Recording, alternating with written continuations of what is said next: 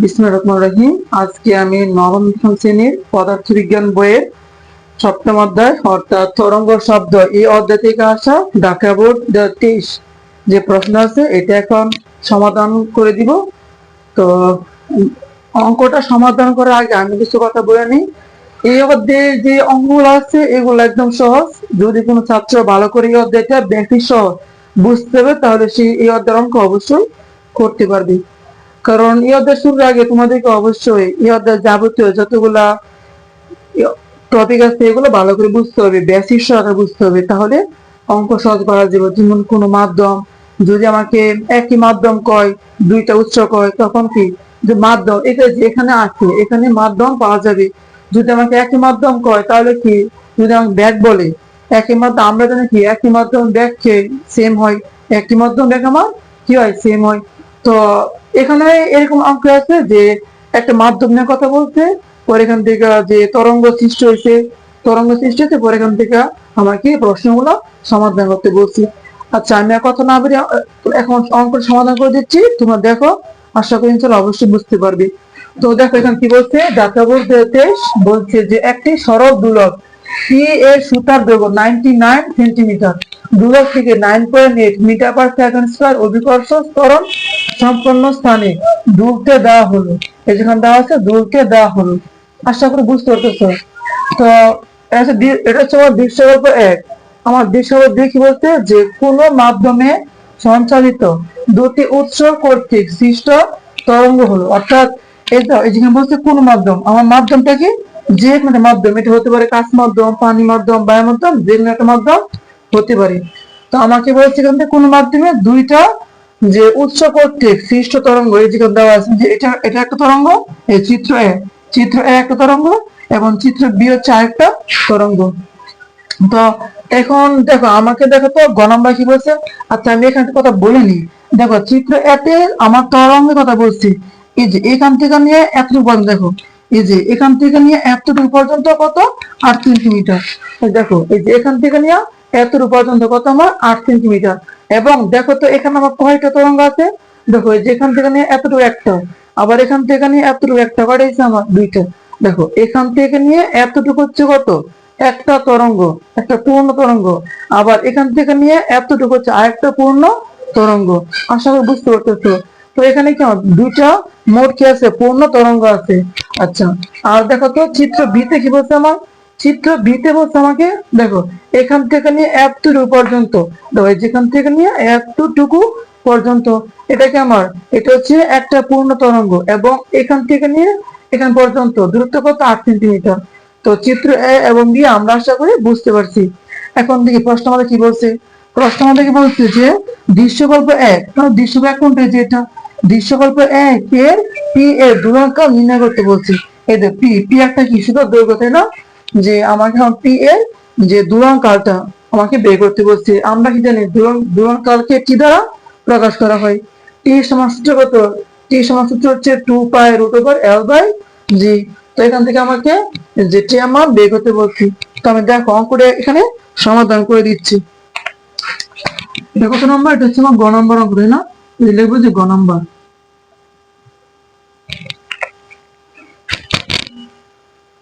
দেখো এখানে কি দেওয়া আছে আমার, পি এর সুতার দৈর্ঘ্য আছে কত 99 সেন্টিমিটার।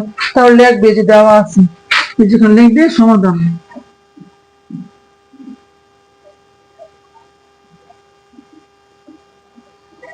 সমাধান দেওয়া আছে সুতার দৈর্ঘ্য, লিখবে যে দেওয়া আছে সুতার দৈর্ঘ্য।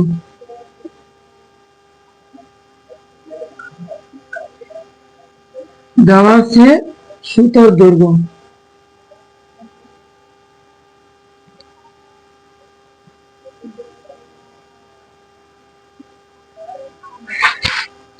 যেখানে সুতার দৈর্ঘ্য কত বলছি, এখানে আমরা 99, এটা হয়ে যাবে 99 সেন্টিমিটার।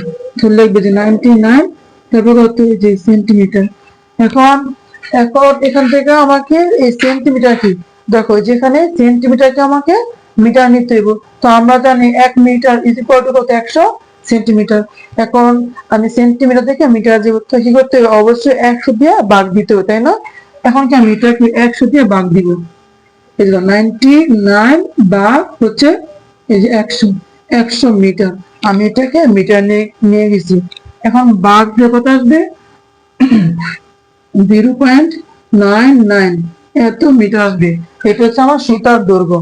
এটাকে এল দ্বারা প্রকাশ করা হয়, যেটাকে এল দ্বারা সুতার দৈর্ঘ্যকে আমার এল দ্বারা প্রকাশ করা হয়। আশা করি বুঝতে পারতেছো। আমি আবার বলতেছি, সুতার দৈর্ঘ্যকে এল দ্বারা প্রকাশ করা হয়। ওকে, আচ্ছা। আর কি আছে এখানে আমার?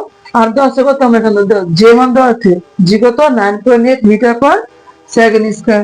তুমি লিখবে যে এটা কত? এটা হচ্ছে অভিকর্ষ ত্বরণ, তাই না? তো লিখবে যে অভিকর্ষ ত্বরণ। এই যে অভিকর্ষ ত্বরণ, অভিকর্ষ ত্বরণ, এটাকে জি প্রতীক দ্বারা প্রকাশ করা হয়। তাহলে জি ইজ ইকুয়াল টু কত? 9.8 মিটার পার সেকেন্ড স্কয়ার। এটা হচ্ছে আমার জি এর মান। এখন আমাকে কি বলছে? আমাকে বলছে দূরঙ্কার বের করতে বলছে। তো আমরা জানি যে পর্যায়কাল সূত্র, পর্যায়কাল দূরঙ্কার ইজ ইকুয়াল টু কত? যে টি is equal to 2 pi root over L by g. তো লিখবে লিখবে আমরা জানি, আমরা জানি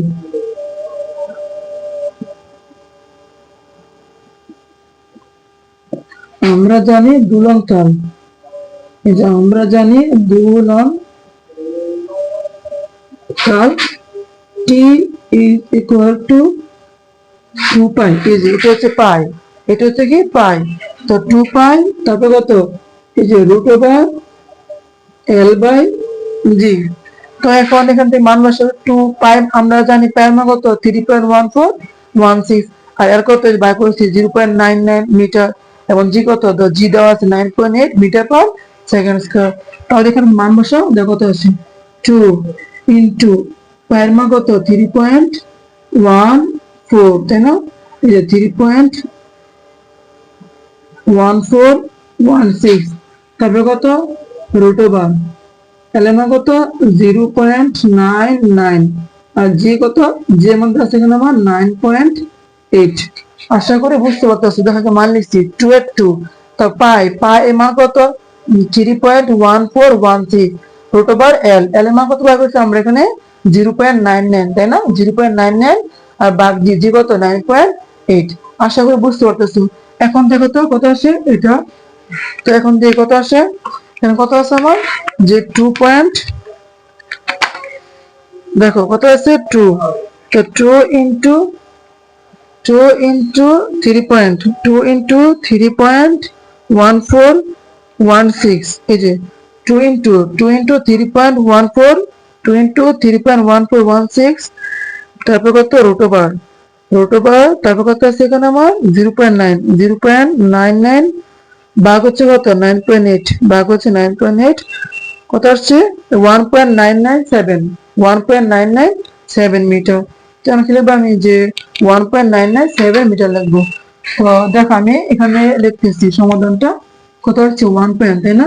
এই যে 1.997 এত পর্যায়কাল। কি বলছে? পর্যায়কাল না? তো লিখবে যে এত সেকেন্ড। যেহেতু পর্যায়কাল, এটা সময়, পর্যায়কাল মানে কি আমার সময়। তো আসবে এখান থেকে 1.997 সেকেন্ড। এটা কি? এটা এই যে অ্যান্সার। এখান থেকে কি লিখবো আমরা? এই যে অ্যান্সার লিখে দিব। আশা করি বুঝতে পারছো। তো এখন দেখো এই আমাকে যা বলছে দৃশ্যকল্প 1 এর পি এর মান, পি এর ধ্রুবক নির্ণয় করতে বলছে। আমি কি পি এর ধ্রুবক নির্ণয় করে ফেললাম। তো এটা কি অ্যান্সার। এই অঙ্কটা দেখো, এই অঙ্কটা মেন কি হচ্ছে? গহ নাম্বারটা, অর্থাৎ 4 নাম্বার অঙ্কটা। 4 নাম্বার অঙ্কে এখানে অনেক কিছু বোঝার আছে, আমি ওইটা এখন বুঝিয়ে দিব। তোমরা মনোযোগ দিয়ে ক্লাসটা দেখো, আশা করি ইনশাল্লাহ অবশ্যই বুঝতে পারবে। তো আমি এখন 4 নাম্বার অঙ্কটি করে দিচ্ছি, দেখো। হ্যাঁ, এখন আমরা গহ নাম্বার অঙ্কটি সমাধান করব, অর্থাৎ 4 নাম্বার অঙ্কটি সমাধান করব। তো এখানে কি বলে দেখো, বলছে দৃশ্যকল্প 2 এর চিত্র এ ও বি এর পর্যায়কালে তুলনা করো। অর্থাৎ এই যেটা কি আমার চিত্র এ, এবং এটা কি চিত্র বি। তো চিত্র এ এবং বি এর বলছে পর্যায়কালে তুলনা করার জন্য, মানে আমি কি এটা পর্যায়কাল এবং এটা পর্যায়কাল বের করব। আচ্ছা দেখো তো আমাকে এখানে প্রশ্নের মধ্যে কি বলেছে? যে কোন মাধ্যমে, অর্থাৎ মাধ্যম কি আমার সেম, তাই না? যে এই যে বলছে কোন মাধ্যমে সঞ্চারিত দুটি উৎস কর্তৃক। মনে রাখবে একটা কথা বলি, যে আমরা তো জানি যদি একই মাধ্যমের মধ্যে দুটি উৎস থেকে শব্দ আসে, তখন কি উৎস দিয়ে যে ব্যাগ কি হবে? অবশ্যই একই হবে, যেহেতু মাধ্যম একটাই। আশা করি বুঝতে পারতেছো তোমরা, আশা করি এগুলা জানো, এগুলো তো বেসিক থিম, এগুলো তো অবশ্যই জানতে হবে।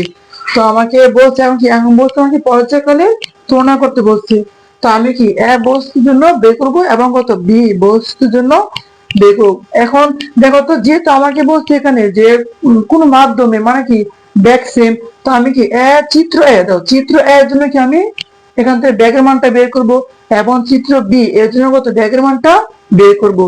এবং যেহেতু দুইটা ব্যাগ, যেহেতু একই মাধ্যম এবং দুইটা ব্যাগ কত, আমার এখানে দুইটা ব্যাগ সেম, যেহেতু দুইটা ব্যাগ সেম, এখন কি আমি পরে লিখতে পারবো যে এটা ব্যাগ ইজ ইকুয়াল টু কত যেটা ব্যাগ। আশা করি বুঝতে পারতেছো। তো আমি এখন চিত্র এর জন্য ব্যাগের মানটা বের করব।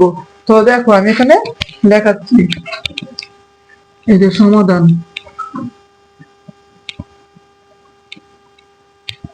তো কি লিখবো? চিত্র এর জন্য, চিত্র এর জন্য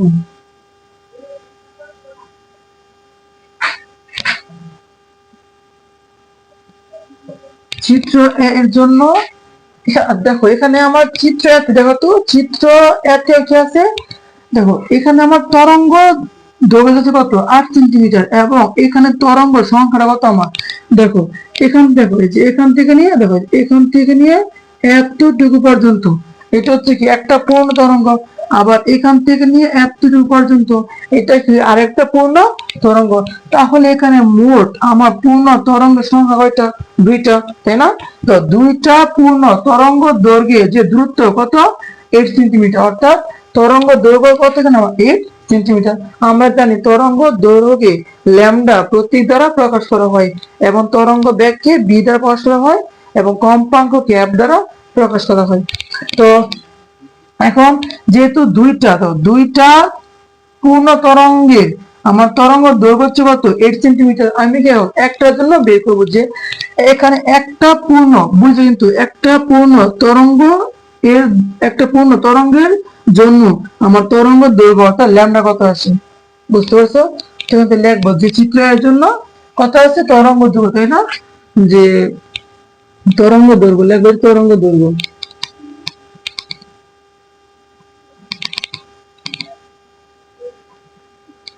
তরঙ্গ দৈর্ঘ্য ল্যামডা, তাই না? ল্যামডা এই যে দিব, যেহেতু আমি এটা এর জন্য বের করতে চাচ্ছি কি ল্যামডা, এই যেখানে ল্যামডা দিব।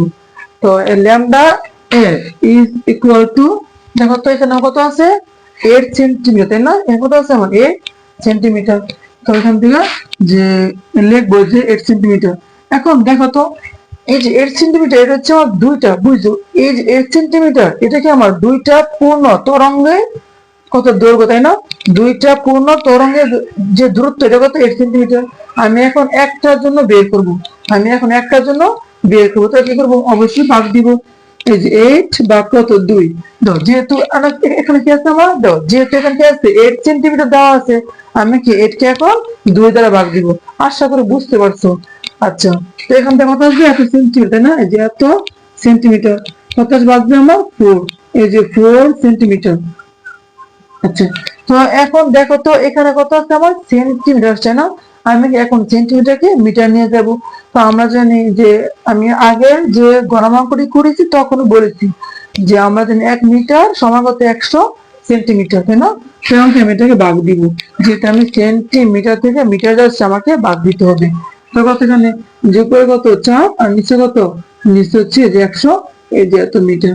কত আসবে ভাগ দিলাম আমার, দেখো কত আসে, এখানে আসবে কত 0.04 এই যে মিটার। আশা করি বুঝতে পারতেছো। এটা কত চিত্র এর জন্য তরঙ্গ দৈর্ঘ্য, তাই না? এবং আমরা জানি তরঙ্গ যে দৈর্ঘ্য, তরঙ্গ দৈর্ঘ্য এটা কত ল্যামডা এ। আচ্ছা, তো এখন আমি এই যে এর জন্য, চিত্র এর জন্য যে ব্যাগের মানটা আছে ওটা এখন বের করব। তো এখন কি বলবো, আমরা জানি যে আমরা জানি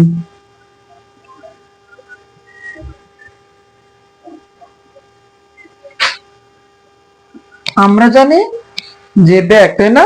যে bag B is equal to কত, bag B is equal to কত এ, তারপর কত ল্যামডা।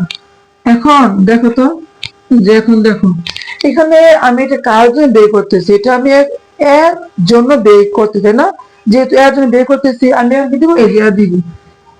আসলে বুঝতে পারতেছো, এখানে কি দিব, এর দিব, তবে এখানে কি এরিয়া দিব, যেহেতু এর জন্য বের করতেছি। আচ্ছা, তাহলে এখন দেখো তো, এই যে এখানে কি আছে, এক মানে কত, কম্পাঙ্ক। এই প্রশ্নে কোথাও কি কম্পাঙ্কের মান দেওয়া আছে? দেওয়া নাই। তো আমি এখানে সরাসরি কম্পাঙ্কের মান লিখতে পারবো না। কিন্তু আমরা সূত্র জানি যে কম্পাঙ্ক এফ মানে কত, 1/t, তাই না? যে কম্পাঙ্ক কত আমার পর্যায়কালের বিপরীত, তাই তো? তো এখান থেকে যে 1, এই যে 1 ভাগ কত টি, এই যে লিখবো, তবে ইনটু দেখো তো ল্যামডা এ মানে তরঙ্গ দৈর্ঘ্য কত, এখান থেকে আসছে আমার 0.04, তাই না? তো কত থাকবে এখানে 0.04। তো এখন গুণ দাও করে কত আমার 0.04 আর নিচে কত টি, এই যে লিখবো। আচ্ছা, তো এখন আমি এর জন্য কত ব্যাগের মানটা বের করলাম, লাস্ট লিখে দিতে হতে বিএ, হতে বিএ। আমি এখন চিত্র এর জন্য ব্যাগের মানটা বের করেছি। এখন কি আবার চিত্র বি এর জন্য কি ব্যাগের মানটা বের করবো। এখন দেখো তো যে চিত্র বি তে দেখো এখানে আমার, দেখো এই যে এখানে কি আমার একটা পূর্ণ তরঙ্গ সংখ্যা আছে না? তো এখন দেখো তো আমি চিত্র বি এর জন্য কত আমার যে ব্যাগের মানটা ওইটা এখন বের করবো। এখন দেখো এখানে আমার চিত্র বি তে দেখো তো এখানে এত, এখান থেকে নিয়ে এতটুকু পর্যন্ত এটা কি আমার একটা পূর্ণ তরঙ্গ সংখ্যা, তাই না? দেখো এই যে এখান থেকে নিয়ে এতটুকু পর্যন্ত এটা হচ্ছে কি আমার একটা পূর্ণ তরঙ্গের সংখ্যা। এই একটা পূর্ণ তরঙ্গের সংখ্যা যে দূরত্ব মানে তরঙ্গ দৈর্ঘ্য কত, এখানে 8 সেন্টিমিটার, তাই না? তো এখন লিখবো যে আমরা লিখবো যে আবার তো এখানে দেখো তো এখানে জায়গা শর্ট আছে, যেহেতু এখানে জায়গা শর্ট আমি লাইনটা এখন মুছে দিচ্ছি, তারপর এখানে যে লিখতেছি, হ্যাঁ তোমরা বুঝে নিও, আমি এখানে মুছে তারপর লিখতেছি। তো দেখো যে আবার বিয়ের জন্য, না লিখবো যে আবার বিয়ের জন্য, যে আবার বি এর জন্য, বিয়ের জন্য কত তরঙ্গ দৈর্ঘ্য, তাই না? যে তরঙ্গ দৈর্ঘ্য,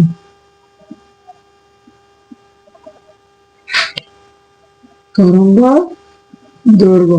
তো আমরা জানি তরঙ্গ দৈর্ঘ্য কি ল্যামডা প্রতীক দ্বারা প্রকাশ করা হয়। তো এগুলো ল্যামডা বি, যেহেতু বি এর জন্য বের করতেছি। তো ল্যামডা বি কত আছে 8 সেন্টিমিটার, তাই না? তো লিখবো যে 8 সেন্টিমিটার। এখন 8 সেন্টিমিটার, এমনকি আমরা সেন্টিমিটার কিছু নিব, মিটার নিব। দেখো আগেরটার মধ্যে কিন্তু আমি 8 দুইটা ভাগ দিছিলাম, যেহেতু দেখো যেহেতু এখানে কি দেখো এখানে যেহেতু এখানে দুইটা গেছে আমার পূর্ণ তরঙ্গ সংখ্যা আছে, তাই কি এখানে আমি দুইটা ভাগ দিচ্ছি। আর দেখো তো এখানে যেহেতু কি আছে একটা আমার পূর্ণ তরঙ্গ সংখ্যা আছে, আমি এটাকে ভাগ দিব না। আসলে বুঝতে পারছো? তো দেখো এখান থেকে আমি ল্যামডা বিটা মান বের করবো। এখানে কি আছে সেন্টিমিটার, এখন কি আমি সেন্টিমিটারকে মিটার নিব, তো কি করতে অবশ্যই 100 দ্বারা ভাগ দিতে হবে। তাহলে উপর নিচে কত 100 মিটার, তাই না? আচ্ছা, অর্থাৎ যখন ভাগ দিলে 0.0 তারপর কত 8 মিটার।